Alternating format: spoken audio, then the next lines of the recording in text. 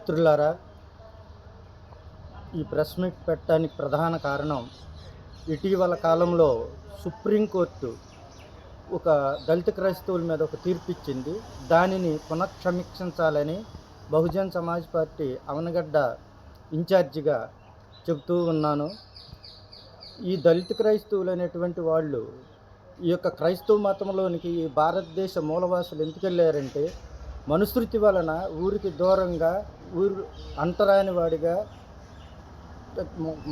గుడికి బడికి దూరంగా పెట్టినప్పుడు ఈ విదేశీ యొక్క సంస్థలు వచ్చి వీడికి మీరు బడిలోకి రావచ్చు, గుడిలోకి రావచ్చు, చదువుకోవచ్చు అని చెప్పి ఈ యొక్క దళితులకు తైల సంస్కారం నేర్పి అన్నీ చేసినటువంటి క్రైస్తవ మతానికి ఈ దేశ దళితులు చాలా రుణపడి ఉంటారని చెబుతున్నాం.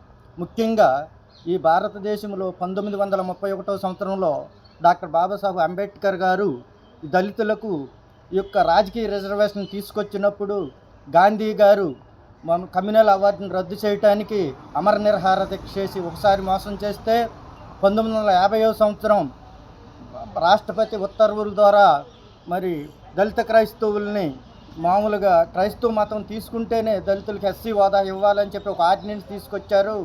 అది ఇప్పటికి 76 సంవత్సరాలు అవుతుంది. ఆర్డినెన్స్ 6 నెలలు మాత్రమే ఉంటుంది. అయినప్పటికీ కూడా భారతదేశంలో, భారత రాజ్యాంగంలో పీఠికలో సర్వసత్తాక లౌకిక గణతంత్ర రాజ్యంగా ఈ యొక్క పీఠిక పేర్కొంది. లౌకికము అంటే మత ప్రమేయం లేని రాజ్యం. ఆర్టికల్ అట్లాగే 14 ఈ యొక్క సమానత్వాన్ని సూచించేటువంటి ఆర్టికల్, కుల మత వర్ణ లింగ భేదాలు లేకోకుండా అందరూ సమానమని 15వ ఆర్టికల్ చెబుతుంటే, మత స్వేచ్ఛ గురించి ఆర్టికల్ 25 నుంచి ఎవరన్నా ఒక మతాన్ని అమలు చేసేటప్పుడు ఆ మతాన్ని స్వీకరించి ఆ మతాన్ని అమలు చేసుకునేటువంటి మత స్వాతంత్ర హక్కు ఉన్నప్పటికీ దానికి భిన్నంగా ఏ కులానికి లేని విధంగా బ్రాహ్మణ కులం తీసుకున్నట్లయితే బ్రాహ్మణుడు కులం పేరుతోనే కులం సర్టిఫికెట్ క్రైస్తవులకు వస్తుంది. అట్లాగే కమ్మ కులాన్ని తీసుకున్నట్టయితే కులం పేరుతోనే కులం సర్టిఫికెట్ వస్తుంది. అలాగే కాపు కులం తీసుకున్నప్పటికీ కూడా కులం పేరుతోనే కులం సర్టిఫికెట్ వస్తుంది. అట్లా బీసీలో ఎవరు తీసుకున్నా, క్రైస్తవ మతం తీసుకున్నా బీసీలో కులం పేరుతోనే కులం సర్టిఫికెట్ వస్తుంది. ఆఖరికి ఎస్టీలో కూడా కులం పేరుతోనే కులం సర్టిఫికెట్. ఈ ఎస్సీ దళితులకు ఏమొచ్చింది అంటే, కారంచేడులో జరిగిన ఘటనతో, చుండూరులో జరిగిన ఘటనతో దళిత మహాసభ ఆధ్వర్యంలో, అప్పుడు మేము కూడా దళిత మహాసభ అవనగడ్డ కాన్స్టిట్యున్సీ కన్వీనర్గా ఉన్నాను.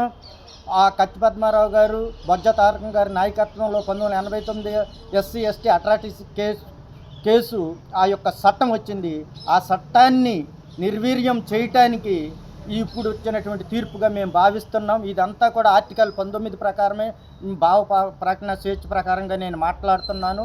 సుప్రీంకోర్టుని మేము తప్పట్టేంతటోళం కాదు, కానీ ఆ తీర్పును పునఃసమీక్షించాలని.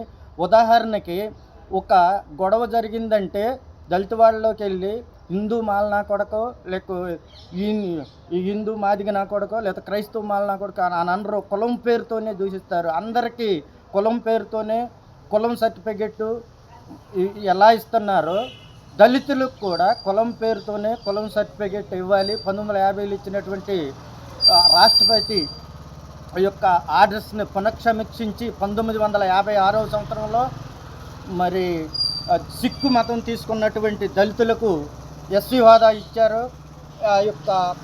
అదేవిధంగా 1990లో గారి ప్రభుత్వం దళిత మతం, బౌద్ధ మతం తీసుకున్నటువంటి దళితులకు ఎస్సీ హోదా ఇచ్చారు. మిగిలిందల్లా క్రైస్తవులే. ఈ క్రైస్తవులు చేసిన పాపం ఏమిటి అని మేము ప్రశ్నిస్తున్నాం. ఈ యొక్క క్రైస్తవ మతం అంటే మార్గం, మార్గం అంటే విశ్వాసం, విశ్వాసం అంటే నమ్మకం. ఆ నమ్మకం భారత రాజ్యాంగంలో మామూలు 25 ఆర్టికల్ నుంచి 28 ఆర్టికల్ వరకు మత స్వేచ్ఛ ఉన్నది.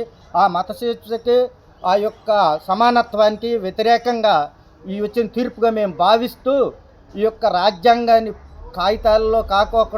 కాగితాల్లో పెట్టి ఇప్పుడున్న ప్రభుత్వాలు మనువాదాన్ని మనుషుల్లోకి నింపుతున్నారు. దాన్ని పునఃసమీక్షించి దాన్ని ఆపి దళిత క్రైస్తవులకు కూడా మామూలుగా సమాన హక్కులు ఇవ్వాలని డిమాండ్ చేస్తూ ముగిస్తున్నాను. జై భీమ్, జై మూలవాసి.